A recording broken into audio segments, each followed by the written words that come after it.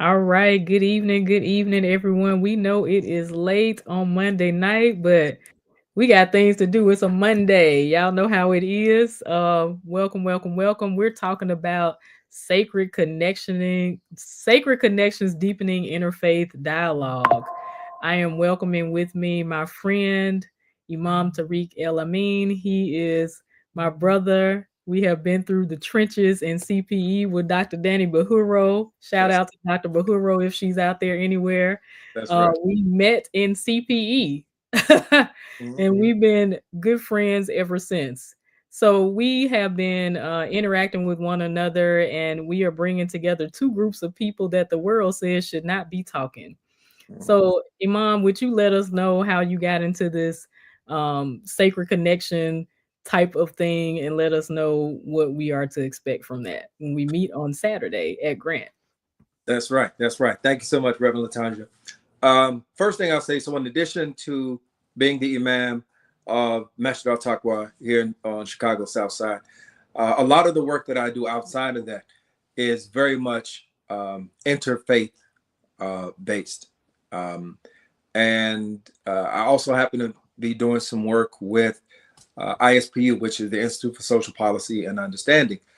When I heard about the work of Dr. Camila Mutman Oseguera, um, and this grant, this research that she did, and the research was around Black Christian views of Muslims, and this was pretty profound, and I guess profound, but in a sense that like this is something I think I knew anyway. Well, I think that everybody knew. Like when you think about Muslims in America, who comes to mind? It is not to discount the diversity that we have amongst Muslims, but Right. it's to say that when people hear Muslims, Black folks in particular, what comes to mind is Black Muslims, right? They think about their family. They think about Muhammad Ali, Malcolm Hmm. X, Imam Rafi Muhammad. They think about these names. Those are the people that come to mind for them. Right.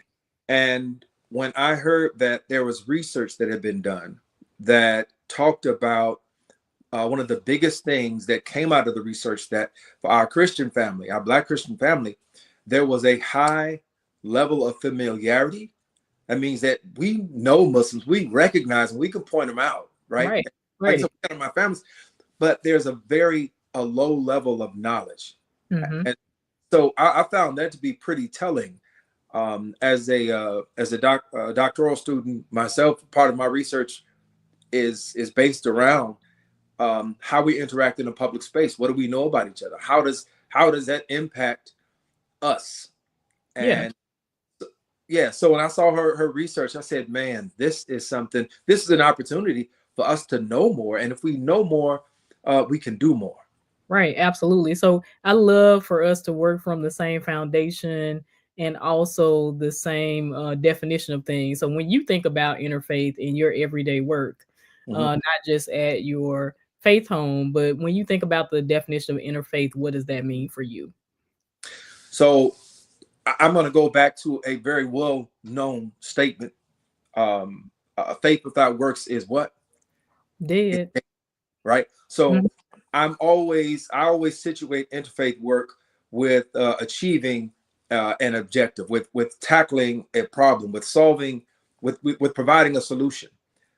So interfaith work for me is not about the dialogues, and I've been in those dialogues, and they have their space. Right. But the greatest expression of interfaith work for me is how are we addressing food insecurity? How are we addressing homelessness? How are we addressing economic, instability? How are we addressing the real life concerns that we have, and what is our faith doing to motivate us to come together to address those things? So that's interfaith for me. Right. So you're the mindset that I am. I want folks to leave our collaborative event and interactive event with some practice, right? We talk about practicing in the public square. We meet and talk about a lot of things, right?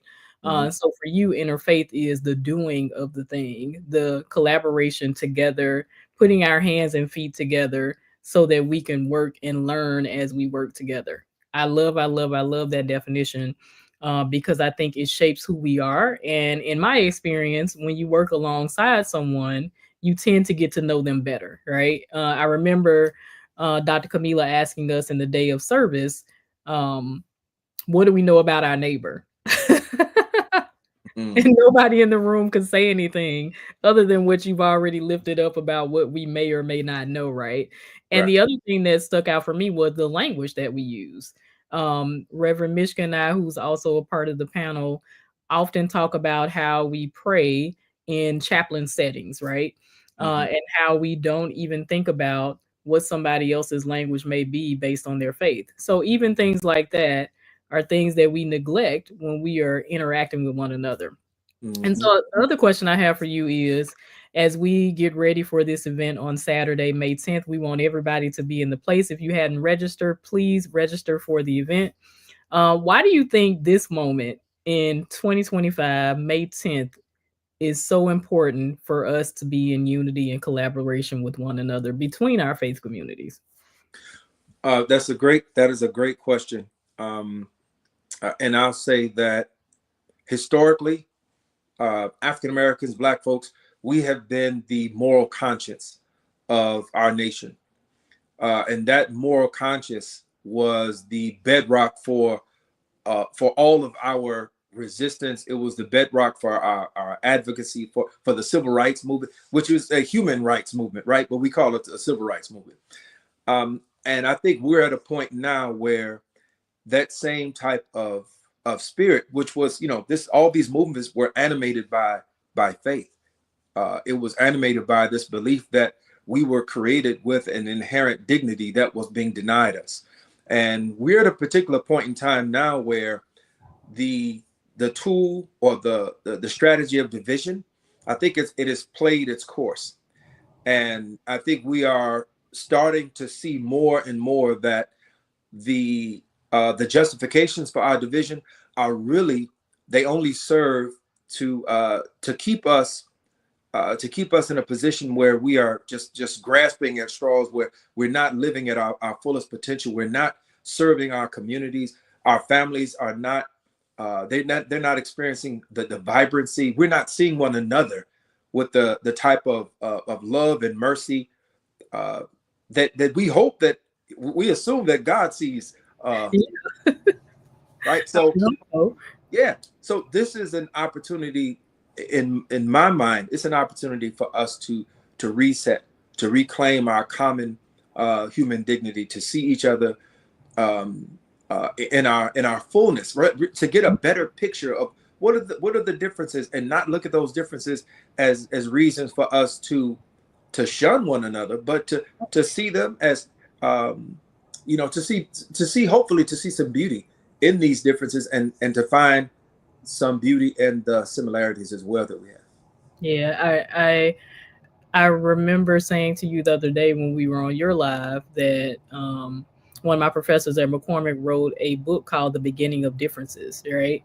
Mm-hmm. And it was a book geared towards letting us know that our differences make it a beautiful process. Our differences make it rich and deep and wide, right? Our differences make our faith even more enriched because we can come with other ideas and other perspectives, and I will say even the perspectives of whoever we call our divine one in our own faith perspectives, right?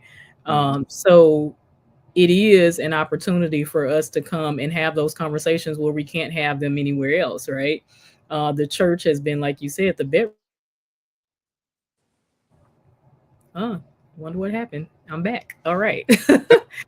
Look, this is the second time this has happened to us, so this is going to be a powerful conversation on Saturday Right. because somebody doesn't want us to have this out here, but That's it's right. okay.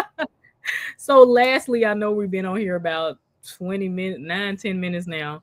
Mm. Um, so how do you think we are creating a sacred space that honors both our religious traditions without compromising either on Saturday? What are we doing in this opportunity?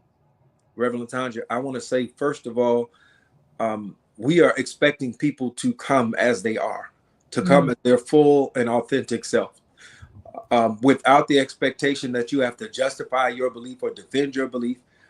That's not what we're here for. We know and we expect and we accept that we have differences. We have theological differences, and Mm-hmm. that's fine, right? So we're not here to convince one another of the of our belief, right? So that's not what we're here for.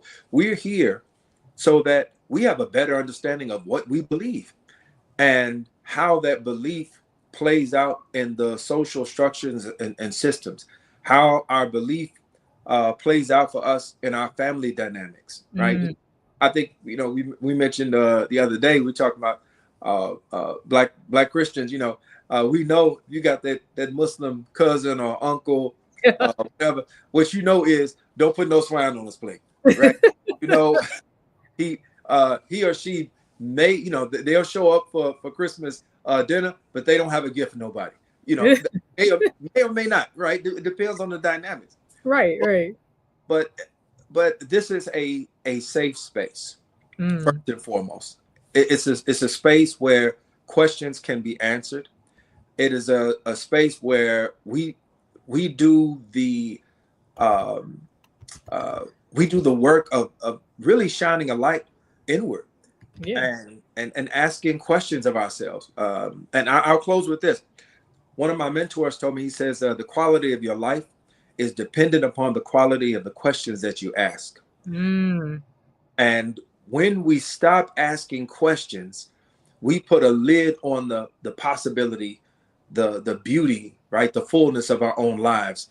And what better place to ask questions than around those people that we see all the time, Right, but we never engage, right? We just kind of we're on autopilot. right. So this is an opportunity to ask questions, to and to do it in a safe way where there's no judgment. We are who we are, and and let's just be who we are together. Let's be who we are together. I was watching Our Robot the other day while we were out eating in a restaurant, and I was like, "This is an old movie." But Yeah. one of the things in the movie I remember is Will Smith standing on the hill talking to the hologram, and he said, "You're not asking the right questions." And I think Mhm. sometimes we as Black Christians don't ask the right questions, right? I say this even in my mental health classes. We'll look at somebody in the morning and we'll say, "How are you doing?" But we really don't want to know. So this is an opportunity for us to really want to know, to really have a discussion that we've been itching to have, right? That we couldn't have in our own churches, that we couldn't have in our own neighborhoods, that we were afraid to have because we may not know how to respond to the answer, right? And I think this opportunity will equip us to be able to be in conversation and be in situations where we can help one another no matter what. And the best thing I think about this is we will come out of this conversation with something to do together because working alongside each other again is always a good way to learn each other. So I'm excited about the opportunity. I know you are excited. We got some great panelists, some great presentations. Dr. Camila's presentation and her research, y'all. We need some real facts today in 2025. This is not fake news. Mm. Um, she got some real live statistics for us to even think about. So I am grateful for this opportunity. And I know that everyone else that will be attending will be grateful as well to be there. So we are going to make sure that we put the registration link out there again for you all. Please make sure that you register here. Register here at bit.ly.bcv-may out on Eventbrite. The registration is going to stay open. We will take walk-ins on Saturday. And guess what, y'all? Even to be a part of this conversation, there will be a small stipend given to folks immediately after. So please be here for the conversation. We will be ready at Grant to receive everyone, and we are hoping and praying that you will join us on Saturday, May 10th. The preparations have been made. I've been in communication with a lot of folks this week to ensure that this is an experience that you won't ever forget.